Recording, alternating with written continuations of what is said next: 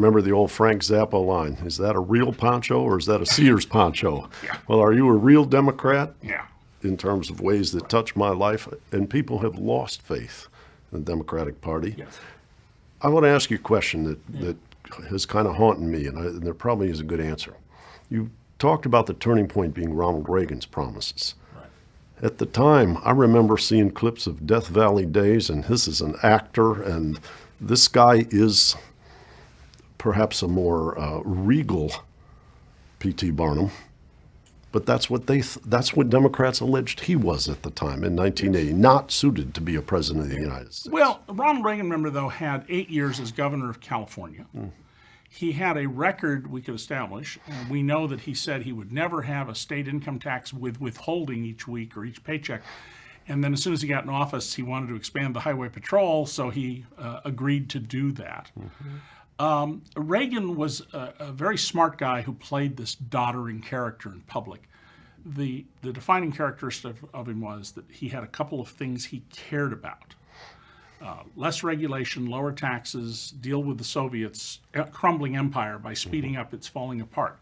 He didn't care about the rest of it. So it's one of the reasons that we had, what was 130 some indictments of Reagan administration That officials. was the record, yeah.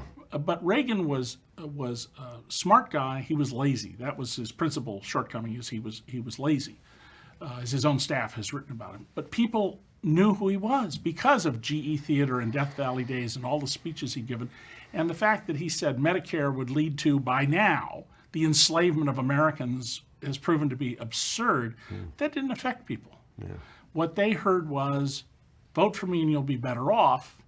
And the solutions that he proposed, unfortunately, they made better off business owners because they now had an incentive to withdraw capital from the business and spend it on their lifestyle. We went from successful business owners owning maybe a single-engine plane or a two-engine prop plane to today, we have business owners who have his and her 747s and more mansions than they can count. So it has not worked out well for the average person. And what I'm concerned about with Trump is that we'll see more of the same. His tax plan is heavily weighted to very wealthy people. His child care proposal, it isn't much value to you if you're an ordinary working American, but if you're somebody who's got, say, 3 nannies to watch your kids and you fly them around first class to your various houses, totally deductible expenses under the Donald Trump plan. And people don't seem to be recognizing this is not in their interests. It's in the interests of people like Donald Trump. So you talk about the money politics system. Your son says that broke the Republican Party away from a Republican. One of my daughters, yeah. Oh, your daughter, I'm sorry. One of my daughters. You've got Ronald Reagan slightly more credible, but Trump having that magnetic energy as well. Right. You've got despair now like you had in 1980. Yes.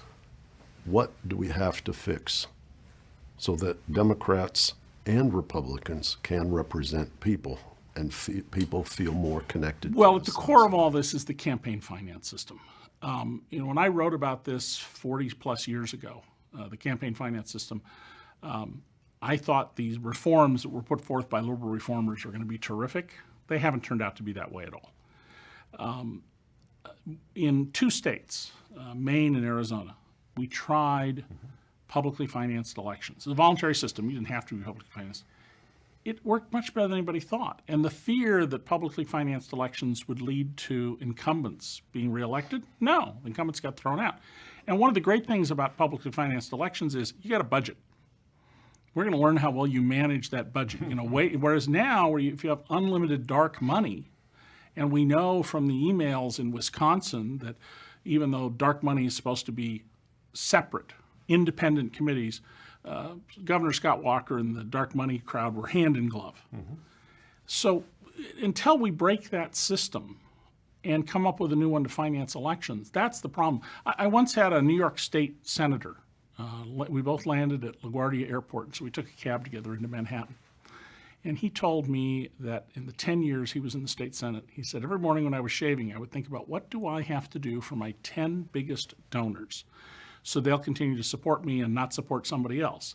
And he said, in many cases, I knew that they not only would never get it, but what they wanted was actually bad for them. It would hurt them. They just couldn't see it. but I had to show them I was doing something, or they would run somebody against me. And he said, I can't remember a single time I ever thought about the average citizen in my district, or what should I be doing for them. People respond to incentives. And I could sit here and tell you, man, if I was in the U.S. Senate or the Congress, I would do this or that. No, I wouldn't. I would have a staff telling me, David, today you're going to meet with the from this First interest and that survive, then interest. try to do good. First survive and try to do good. And Yeah. we got to fix that. We've got to have a system where members of Congress are directly responsible to people, and we have to get rid of gerrymandered districts. We corral in some states all the Republicans or all the Democrats in a handful of districts. We need to stop that. What is it? We have 96% retention rate in the House of Representatives with an 11% approval rating That's right. on an uptick. That's right. And that's changed slightly. It used to be 98% approval rate for people who were running. It has slipped down a little bit, but not much. And I've interviewed many, many members of Congress, well over 100 Congress people and senators about this. They hate the fundraising. They find it demeaning, and I'm not surprised that they find it demeaning, but they're risk averse. That is, they're not willing to say, okay, let's blow this up and try something new. Well, it's But we incumbent need to blow it insurance up for too. 'em. It is incumbent insurance at some level. At some because you level it have is. policy to sell, which your challenger may not. Yeah. David, thanks for joining us. Thank you.